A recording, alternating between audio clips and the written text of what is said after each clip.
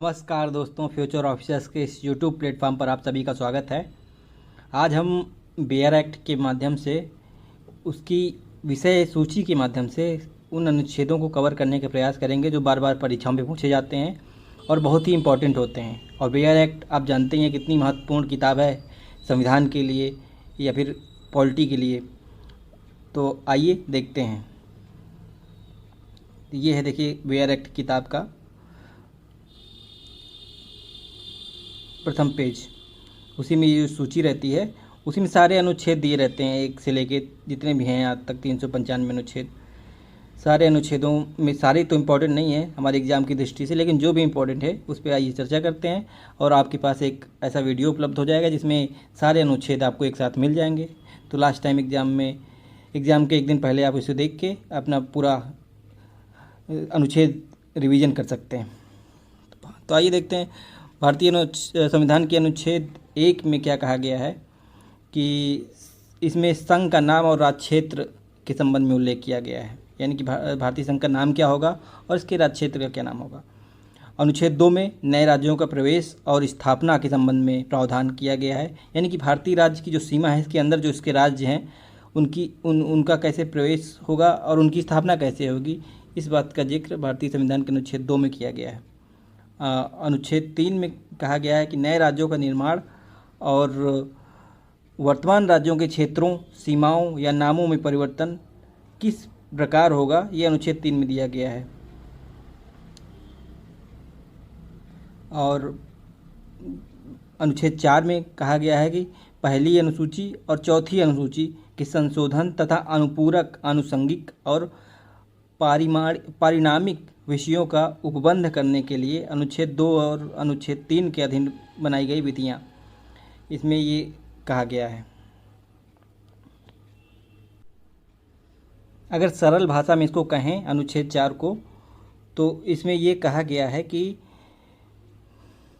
अनुच्छेद 2 व अनुच्छेद 3 में किया गया संशोधन संविधान संशोधन नहीं माना जाएगा, ये अनुच्छेद 4 में कहा गया है। नेक्स्ट देखते हैं हम जानते हैं कि भाग 2 में नागरिकता के संबंध में प्रावधान है। ये 5 से लेकर अनुच्छेद 11 तक नागरिकता के संबंध में इसमें प्रावधान किया गया है। तो 5 में क्या कहा गया है कि संविधान की प्रारंभ में नागरिकता, यानी कि जब संविधान प्रारंभ हुआ था उस टाइम की नागरिकता का जिक्र अनुच्छेद 5 में किया गया है। और अनुच्छेद 6 में कहा गया है कि पाकिस्तान से भारत आने वाले व्यक्तियों हेतु नागरिकता क्या होगी, वो अनुच्छेद 6 में बताया गया है। और फिर इसी तरह अनुच्छेद 7 में कहा गया है कि भारत से पाकिस्तान को जाने वाले व्यक्तियों हेतु नागरिकता किस प्रकार की होगी, वो 7 में कहा गया है। तो ये देखिए बहुत ही थोड़ा अंतर है इसमें, और ये अक्सर परीक्षाओं में यहाँ से पूछा जाता है क्योंकि इसमें विद्यार्थी कंफ्यूज रहते हैं। तो 5 में नागरिकता के संबंध में प्रावधान है कि संविधान के प्रारंभ में नागरिकता क्या रहेगी।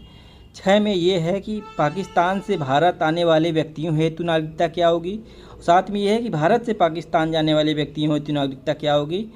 और 8 में क्या है, 8 में है कि भारत से बाहर रहने वाले भारतीय उद्भव के व्यक्तियों की नागरिकता क्या होगी, अर्थात जो व्यक्ति भारत से बाहर रह रहे हैं उनके संदर्भ में नागरिकता का प्रावधान अनुच्छेद 8 में किया गया है। 9 में कहा गया है कि विदेशी राज्य की नागरिकता स्वेच्छा से अर्जित करने वाले व्यक्ति का नागरिक ना होना, यानी अगर कोई व्यक्ति विदेशी नागरिकता स्वेच्छा से ग्रहण कर लेता है तो वो भारतीय नागरिक नहीं रह जाएगा। और अनुच्छेद 10 में कहा गया है कि नागरिकता के अधिकारों का बना रहना। अनुच्छेद 10 में हमको गारंटी दी गई है कि आपकी नागरिकता का अधिकार बना रहेगा। और इसी प्रकार अनुच्छेद 11, ये संसद द्वारा नागरिकता के अधिकार का विधि द्वारा विनियमन किया जा सकता है। इसमें ये संसद को शक्ति दी गई है, यानी संसद इसमें विधि बनाकर इसको विनियमित कर सकता है, अपने हिसाब से बना सकता है। भाग 3 जैसे कि हम जानते हैं मूल अधिकार से संबंधित है, तो इसमें 12 में राज्य की परिभाषा दी गई है। अनुच्छेद 12 में अनुच्छेद 13 में कहा गया है कि मूल अधिकारों से असंगत या उनका अल्पीकरण करने वाली विधियाँ, इसमें अनुच्छेद 13 में ये कहा गया है। अनुच्छेद 14 से लेकर 18 तक ये समता का अधिकार है, जिसमें 14 में विधि की समता का उल्लेख है। और अनुच्छेद 15 में धर्म, मूल वंश, जाति, लिंग या जन्म स्थान के आधार पर विभेद का प्रतिषेध किया गया है। और लोक नियोजन के विषय में अवसर की समता अनुच्छेद 16 में कहा गया है। अनुच्छेद 17 अस्पृश्यता का अंत से संबंधित है। अनुच्छेद 18 उपाधियों के अंत से संबंधित है। और इसी प्रकार अनुच्छेद 19 से लेके अनुच्छेद 22 तक स्वतंत्रता की अधिकार से संबंधित है, जिसमें अनुच्छेद 19 वाक स्वतंत्रता से संबंधित है, यानी वाक स्वतंत्र आदि विषयक अधिकारों का संरक्षण इसमें प्रदान किया जाता है, यानी कि आपको बोलने का अधिकार है। अनुच्छेद 20 अपराधों के लिए दोष सिद्धि के संबंध में संरक्षण से संबंधित है। और अनुच्छेद 21 अनुच्छेद 21 प्राण और दैहिक स्वतंत्रता के संरक्षण से संबंधित है।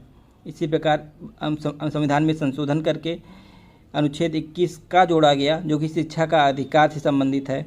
और अनुच्छेद 22 जो है वो कुछ दशाओं में गिरफ्तारी और निरोध से संरक्षण से संबंधित है।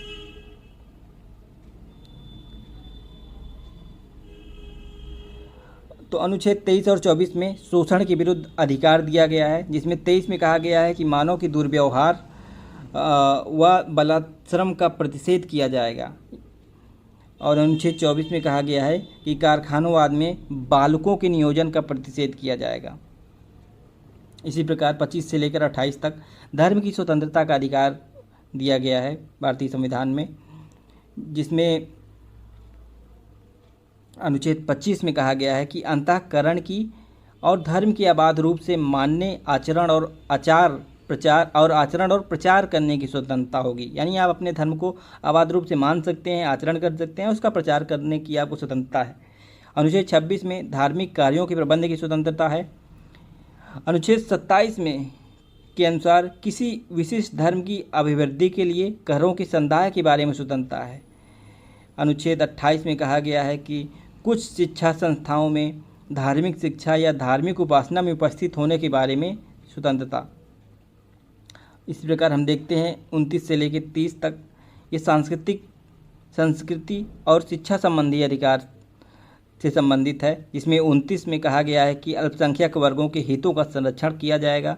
और अनुच्छेद 30 में कहा गया है कि शिक्षा संस्थाओं की स्थापना और प्रशासन करने का अल्पसंख्यक वर्गों का अधिकार होगा, यानी कि अल्पसंख्यक वर्ग अपने लिए शिक्षा संस्थानों की स्थापना कर सकते हैं और उस पर उसका प्रशासन भी कर सकते हैं। इसी प्रकार 31 जो था वो संपत्ति के अधिकार से संबंधित था, जिसको बाद में संविधान से संशोधन करके इसको हटा दिया गया और अब ये एक कानूनी अधिकार बन के रह गया है, मात्र मूल अधिकार से इसको समाप्त कर दिया गया है। 31 का में संपदाओं आदि के अर्जन के लिए उपबंध करने वाली विधियों की व्याप्तियाँ दी गई हैं और ये ज़्यादा इम्पोर्टेंट नहीं है। इसके आगे देखते हैं हम अनुच्छेद 32 बहुत ही इम्पोर्टेंट आर्टिकल है, संवैधानिक उपचारों का अधिकार, जिसको डॉक्टर भीमराव अम्बेडकर ने संविधान की आत्मा कहा था।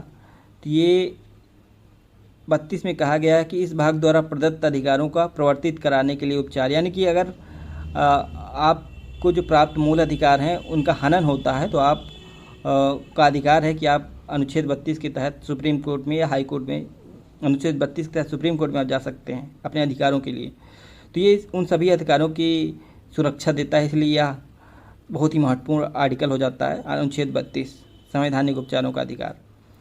इसी प्रकार 33 में कहा गया है कि इस भाग द्वारा प्रदत्त अधिकारों का बलों आदि को लागू होने में या उपांतरण करने की संसद की शक्ति।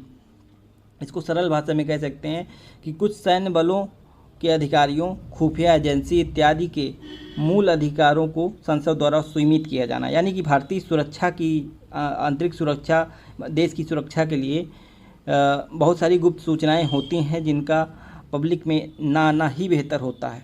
इसलिए ऐसे व्यक्तियों की व्यक्ति की स्वतंत्रता को हम देश की सुरक्षा के लिए उनको रोक लगा सकते हैं उनकी स्वतंत्रता पर, तो वो यह अनुच्छेद 33 हमको छूट देता है। खुफिया एजेंसी के अधिकारियों इत्यादि के अधिकारों को, मूल अधिकारों को संसद सीमित कर सकती है क्योंकि वो देश की सुरक्षा के लिए ज़रूरी होता है। इसी प्रकार अनुच्छेद 34 में कहा गया है कि जब किसी क्षेत्र में सेना विधि प्रवृत्त है तब इस भाग द्वारा प्रदत्त अधिकारों पर निबंधन, यानी कि सैन्य कानून के समय किसी के भी मूल अधिकार को कम किया जा सकता है। ये अनुच्छेद 34 छूट देता है। अनुच्छेद 35 में कहा गया है कि इस भाग के उपबंधों को प्रभावी करने के लिए विधान, यानी कि मूल अधिकारों को प्रभावी करने के लिए संसद को कानून बनाने की शक्ति होगी, ये अनुच्छेद 35 कहता है। भाग 4 में जैसे कि पता है राज्य की नीति के निदेशक तत्व दिए गए हैं। इसमें 36 में फिर राज्य की परिभाषा दी गई है और 37 में कहा गया है कि इस भाग में अंतर्विष्ट तत्वों को लागू होना और फिर यानी कि डीपीएसपी का अनुपालन राज्यों का कर्तव्य होगा, ये अनुच्छेद 37 में कहा गया है। अनुच्छेद 38 इसमें कहा गया है कि राज्य कल्याण की अभिवृद्धि के लिए सामाजिक व्यवस्था बनाएगा या फिर राज्य सामाजिक आर्थिक राजनीतिक न्याय सुनिश्चित करने का प्रयास करेगा। 39 में राज्य द्वारा अनुसरणीय कुछ नीति तत्व दिए गए हैं, जैसे कि पुरुष स्त्री समान रूप से जीविका के पर्याप्त साधन, पुरुष और स्त्री के लिए समान रूप से आजीविका के पर्याप्त साधन उपलब्ध कराने का राज्य प्रयास करेगा। देश के संसाधनों का जनहित में प्रयोग किया जाएगा। आय का संकेंद्रण नहीं किया जाएगा। पुरुष और स्त्री दोनों को समान कार्य के लिए समान वेतन दिए जाएंगे और कामगारों के स्वास्थ्य और शक्ति का तथा बालकों की सुकुमार अवस्था का दुरुपयोग न हो, इसका राज्य ध्यान रखेगा। यह अनुच्छेद 39 में दिया गया है और संविधान में संशोधन करके अनुच्छेद 39 का जोड़ा गया, जिसमें समान न्याय और निःशुल्क विधिक सहायता का प्रावधान किया गया है। और अनुच्छेद 40 ग्राम पंचायतों के गठन से संबंधित है। अनुच्छेद 41 कुछ दशाओं में काम, शिक्षा और लोक सहायता पाने के अधिकार से संबंधित है। अनुच्छेद 42 काम की न्याय संगत और मानवोचित दशाओं का तथा प्रसूति सहायता का उपबंध कराने से संबंधित है। अनुच्छेद 43 इसी प्रकार कर्मकारों के लिए निर्वाह मजदूरी आदि से संबंधित है। अनुच्छेद में 43 का इसको भी संविधान से संशोधन करके जोड़ा गया, जिसमें उद्योगों के प्रबंध में कर्मकारों का भाग लेना इससे संबंधित है। और अनुच्छेद 43 का ये सहकारी समितियों की अभिवृद्धि से संबंधित है, इसको भी संविधान से संशोधन करके जोड़ा गया बाद में। अनुच्छेद 44 नागरिकों के लिए एक समान सिविल संहिता का प्रावधान करता है। अनुच्छेद 45 में 6 वर्ष से कम आयु के बच्चों की बाल्यावस्था की देखभाल और शिक्षा के लिए प्रावधान किया गया है। अनुच्छेद 46 में अनुसूचित जातियों, अनुसूचित जनजातियों और अन्य दुर्बल वर्गों की शिक्षा और अर्थ संबंधी हितों की अभिवृद्धि के लिए प्रयास किया गया है, प्रावधान किया गया है। इसी प्रकार अनुच्छेद 47 में पोषाहार स्तर और जीवन स्तर को ऊंचा करने तथा लोक स्वास्थ्य का सुधार करने का राज्य का कर्तव्य इसमें बताया गया है। अनुच्छेद 48 में कृषि और पशुपालन संगठन से संबंधित प्रावधान किए गए हैं। 48 का इसको संविधान संशोधन करके बाद में जोड़ा गया। ये है पर्यावरण का संरक्षण तथा संवर्धन और वन तथा वन्य जीवों की रक्षा से संबंधित है। अनुच्छेद 49 में राष्ट्रीय महत्व के स्मारकों और स्थानों और वस्तुओं के संरक्षण से संबंधित है। राष्ट्रीय महत्व के स्मारक और वस्तुओं के संरक्षण अनुच्छेद 49। अनुच्छेद 50 में कार्यपालिका और न्यायपालिका के कार्यों के पृथक्करण से संबंधित है। इसमें कार्यपालिका और न्यायपालिका के कार्यों का पृथक्करण किया गया है अनुच्छेद 50 में। अनुच्छेद 51 अंतर्राष्ट्रीय शांति और सुरक्षा की अभिवृद्धि से संबंधित है। इसी को कहा जाता है कि भारत की विदेश नीति से संबंधित प्रावधान कौन से अनुच्छेद में है, तो अनुच्छेद 51 में यह अंतर्राष्ट्रीय शांति और सुरक्षा की अभिवृद्धि से संबंधित प्रावधान इसके अंतर्गत किए गए हैं। अब भाग 4 का, जिसको बाद में संविधान से संशोधन करके जोड़ा गया, मूल कर्तव्यों से संबंधित है। इसमें 51 का एक ही अनुच्छेद है जिसमें मूल कर्तव्य दिए गए हैं। भाग 5 ये संघ से संबंधित है, संघ की कार्यपालिका से संबंधित है। इसमें अनुच्छेद 52 में राष्ट्रपति कहा गया है कि भारत का एक राष्ट्रपति होगा। अनुच्छेद 53 में संघ की कार्यपालिका शक्ति राष्ट्रपति में निहित होगी, ये कहा गया है। अनुच्छेद 54 राष्ट्रपति की निर्वाचन कैसे होगा ये बताया गया है। अनुच्छेद 55 में राष्ट्रपति के निर्वाचन की रीति कैसे होगी वो बताया गया है। अनुच्छेद 56 में राष्ट्रपति की पदावधि कितनी होगी ये बताया गया है। अनुच्छेद 57 में बताया गया है कि पुनर्निर्वाचन के लिए उसकी पात्रता होगी अनुच्छेद 58 में ये बताया गया है कि राष्ट्रपति निर्वाचित होने के लिए अर्हता क्या होगी और यानी उसकी योग्यता क्या होगी, ये 58 में बताया गया है। 59 में बताया गया है कि राष्ट्रपति के पद के लिए शर्तें क्या होंगी और अनुच्छेद 60 में बताया गया है कि राष्ट्रपति द्वारा शपथ या प्रतिज्ञान क्या लिया जाएगा, यानी राष्ट्रपति द्वारा जो शपथ ली जाएगी उसका उल्लेख अनुच्छेद 60 में दिया गया है। अनुच्छेद 61 में राष्ट्रपति पर महाभियोग चलाने की प्रक्रिया दी गई, यानी कि राष्ट्रपति पर उसके कार्य से हटाने के लिए उसको कार्य से महाभियोग जो की प्रक्रिया चलाई जाती है उसका उल्लेख अनुच्छेद 61 में दिया गया है। अनुच्छेद 62 में राष्ट्रपति के पद में रिक्ति को भरने के लिए निर्वाचन करने का समय और आकस्मिक रिक्ति को भरने के लिए निर्वाचित व्यक्ति की पदावधि इसमें दिया गया है। इसी प्रकार अनुच्छेद 63 में भारत के उपराष्ट्रपति से संबंधित है।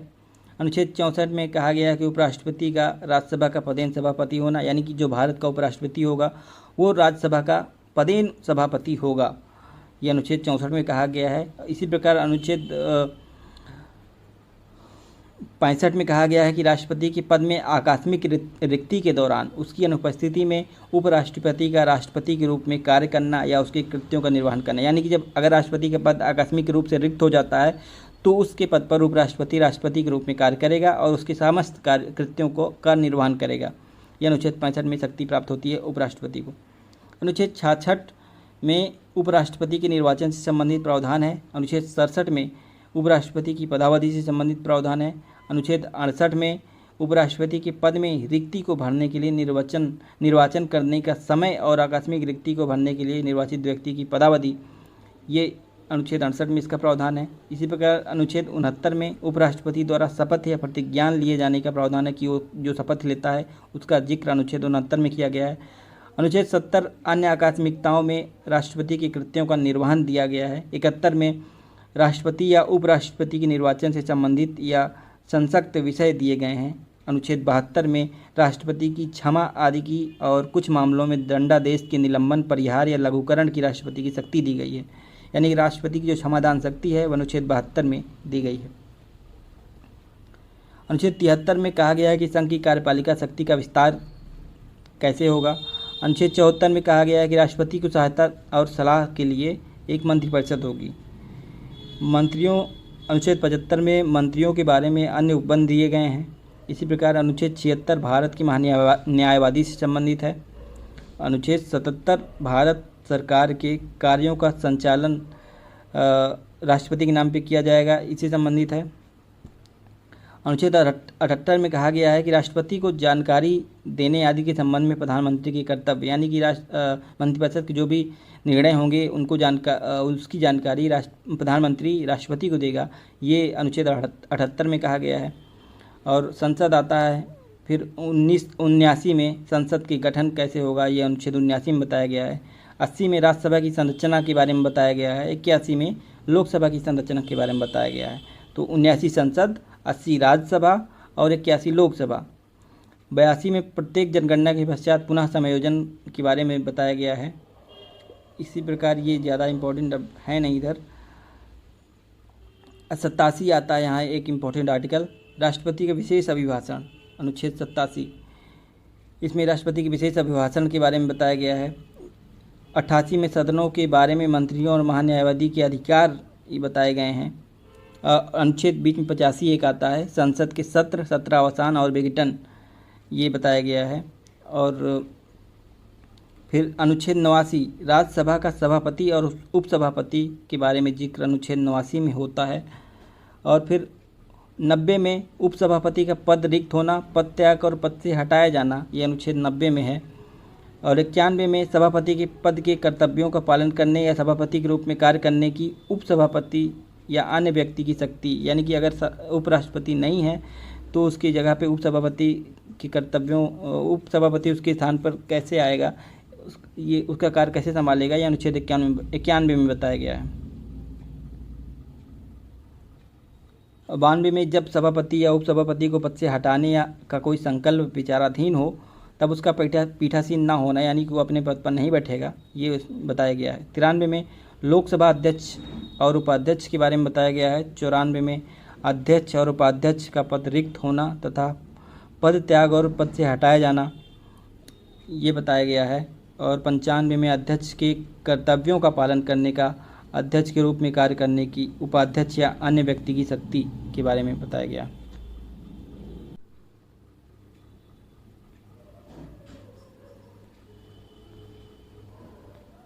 अनुच्छेद 119 संसद में वित्तीय कार्य संबंधी प्रक्रिया का विधि द्वारा विनियमन इसमें बताया गया। अनुच्छेद 120 में संसद में प्रयोग की जाने वाली भाषा के बारे में बताया गया है। और अनुच्छेद 123 में अध्यादेश के बारे में बताया गया है कि अगर संसद में विश्रांति काल में अध्यादेश प्रख्यापित करने की राष्ट्रपति की शक्ति, यानी कि अगर संसद सत्र में नहीं है, उस दौरान किसी कानून की आवश्यकता है तो राष्ट्रपति अध्यादेश के माध्यम से कानून बना सकता है। अनुच्छेद 124 उच्चतम न्यायालय की स्थापना और गठन से संबंधित है। 124 का में राष्ट्रीय न्यायिक नियुक्ति आयोग संबंधित प्रावधान था, लेकिन ये निरसित कर दिया गया है। 99 संविधान संशोधन ये था, जिसको बाद में सुप्रीम कोर्ट ने गैर संवैधानिक घोषित कर दिया। 125 में न्यायाधीशों के वेतन से संबंधित है। 126 कार्यकारी मुख्य न्यायाधीश न्यायमूर्ति की नियुक्ति से संबंधित है। 127 तदर्थ न्यायाधीशों की नियुक्ति से संबंधित है। 128 उच्चतम न्यायालय की बैठकों में सेवानिवृत्त न्यायाधीशों की उपस्थिति से संबंधित है।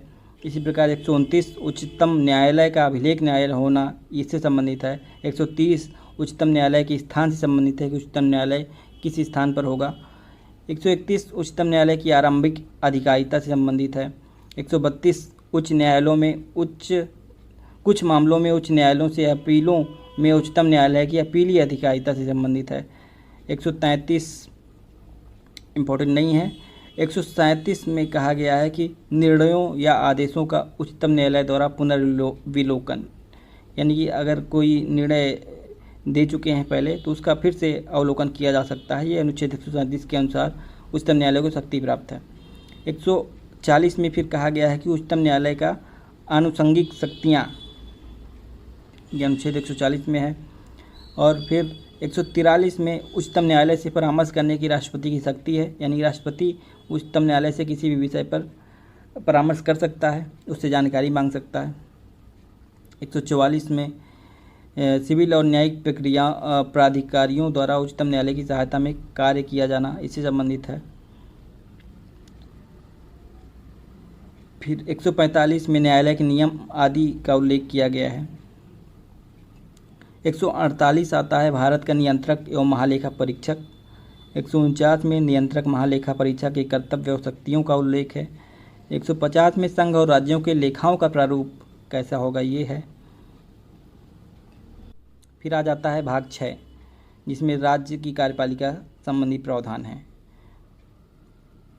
इसके लिए हम एक अलग सा वीडियो लेके आएंगे, जिसमें भाग 6 के से आगे के सभी अनुच्छेद कवर कराएंगे, क्योंकि ये वीडियो काफ़ी लंबा हो रहा है और फिर रिवीजन करने में आपको दिक्कत होगी। तो 2 पार्ट में हम इसको ख़त्म करेंगे। पहला पार्ट ख़त्म हो चुका है, इसको आप बार बार 1-2 बार देख लीजिएगा, आपके दिमाग में चीज़ें बनी रहेंगी। फिर दूसरा पार्ट आएगा तो उसको भी देख लीजिएगा। शुक्रिया।